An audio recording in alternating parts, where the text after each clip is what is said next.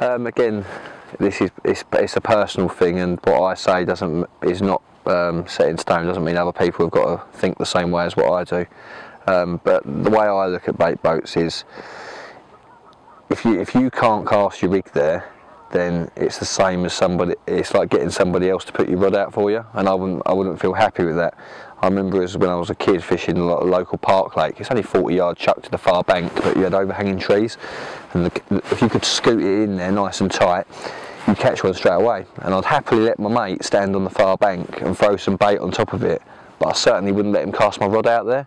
And that's just the way I see it. I think that when you make a good cast, say it skids under a willow or something like that, and you know you've done it spot on, it gives you that, yes, I've done it, and I've got to get a bite on that. And if for someone who's been fishing 5 minutes and hasn't got the same level of technical ability to be able to come in the same swim, drive it out there without making a single splash and put it in there, it's just, for me, it sort of takes a little bit out of it. You know, I see carp fishing, it's not, I know people call it a sport, but I see it as more of an art, and I think when you do those little things and you do them just right, you should be rewarded for it, and it shouldn't be given. That's just how I see it.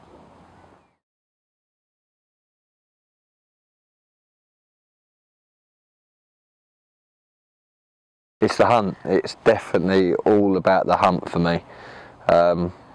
Once I've started to catch consistently, yes, I'm enjoying it, but there's a certain feeling after doing a couple of sessions without a bite that comes over me, where I think that they're getting the better of me, and it's that drive to win and to overcome the challenge that I like so much. Some people say, how can you sit there for hours and hours and hours and not catch anything? But for me, once you've caught, say you've caught 20 20s, you've caught 20 20s, and to catch another one is just catching another one. You know, I'd rather wait and the challenge get greater each time. And yeah, maybe one day I'll change my mind. I want to go short session fishing and get a quick result and be happy to go home to my family and kids. But for the moment, while I've got a bit of time on my hands, yeah, I like the challenge and the thought of coming up against something that's hard to overcome.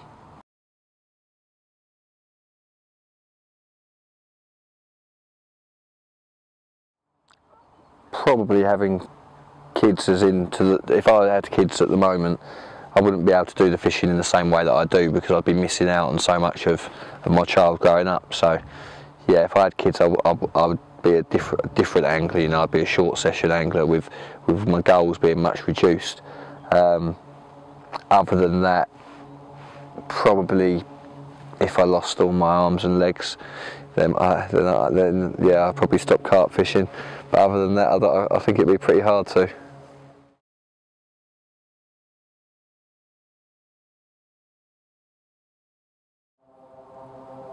Both.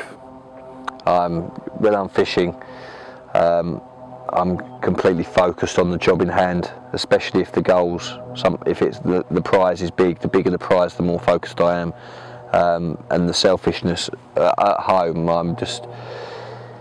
when I'm in the zone and I want to go every week for 2 or 3 nights, my missus' desires are the absolute zero priority for me, you know, and I try to make up for that when I'm not fishing. You know, I play the bad guy and then I have to make it up by being a nice guy.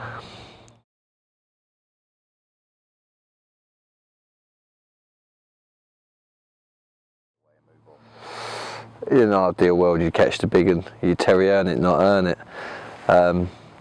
Me personally, I wouldn't say that's my greatest strength. My strength is locate and catch, and if you catch enough, generally the big ones come on the low stock pits.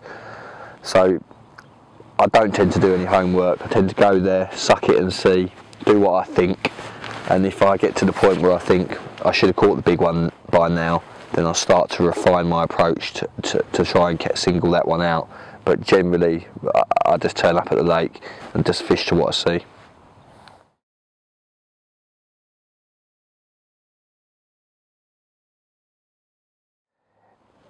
In an ideal world, I'd like a bit of varied, you know, water that's got it all, you know, somewhere where you can get into the intimate parts, big open lumps of water.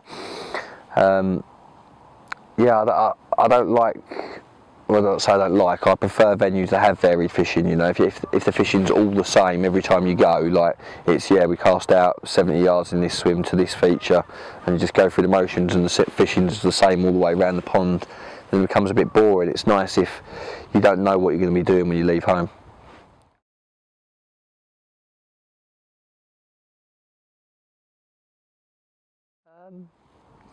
12 foots for 99% of my fishing. You know, I've got a set of 3 1/4s that I love. You know, I'm happy to use them in the margins and use them for up to sort of 120.